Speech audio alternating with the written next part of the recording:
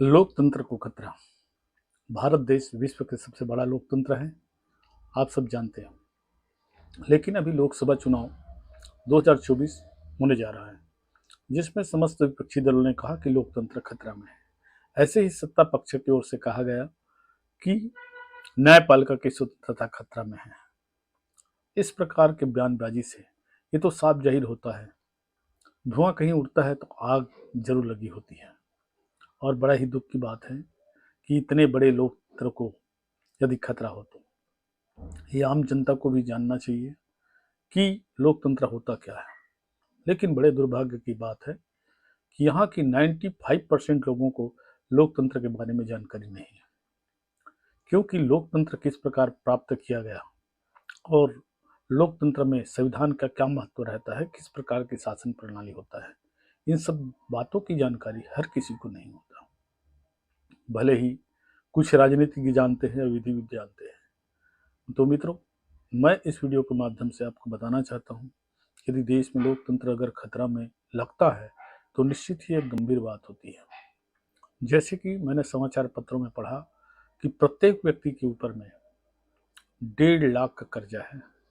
भले आपका निजी कर्जा कुछ भी ना हो, लेकिन देश की कर्जा को देखें तो हर व्यक्ति के ऊपर में 1.5 लाख की कर्जा है।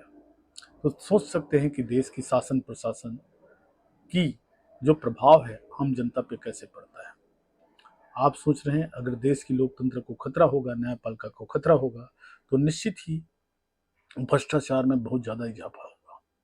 और जो आप नौकरी देख रहे हैं उसे लगने के लिए आपको भ्रष्टाचार का सामना करना पड़ेगा। आप देख रहे हैं कि अगर किसी देश की लोकतंत्र में यदि खतरा पैदा होता है तो तानाशाही अवश्य होता है। आज विश्व के कई देशों को देखेंगे तो आपको पता चलेगा जो तानाशाही का ज्वलंत उदाहरण है। क्योंकि हम देखते हैं कि व्यक्ति की उम्र और उनकी कुर्सी की मोह जो होता है वो सबसे बड़ा होता है। देखेंगे कि क्या एक आदमी के बगैर देश नहीं चल सकेगा? ऐसा कुछ भी नहीं है। 1 अरब 40 करोड़ की जनता में कई ऐसे लोग हैं जो नेतृत्व कर सकते हैं देश का।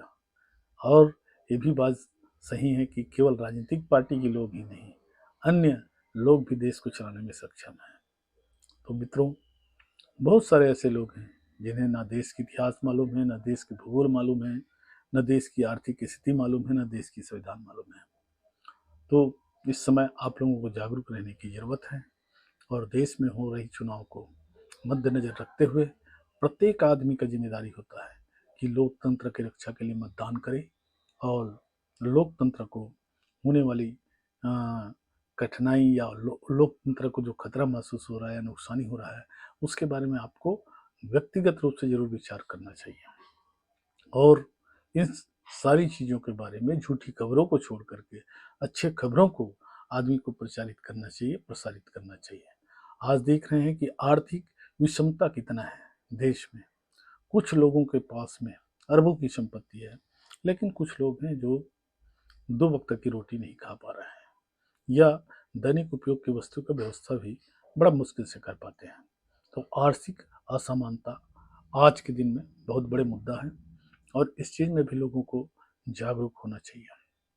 हालांकि हमारे देश में संपत्ति का अधिकार संविधान में मिला था, जिसे मौलिक अधिकार से समाप्त कर दिया गया है।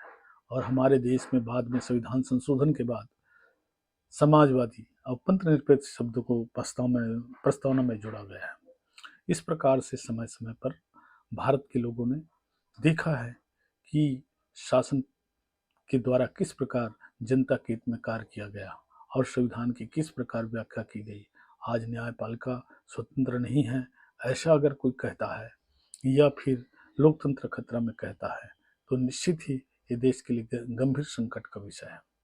तो ऐसे में उन तमाम पढ़े लिखे लोगों को ये सोचना चाहिए और प्रचार करना चाहिए कि हमारे देश के हित में क्या है। आप देखते हैं आपके द्वारा चुने गए सांसद आपके हित में कितना काम किया है।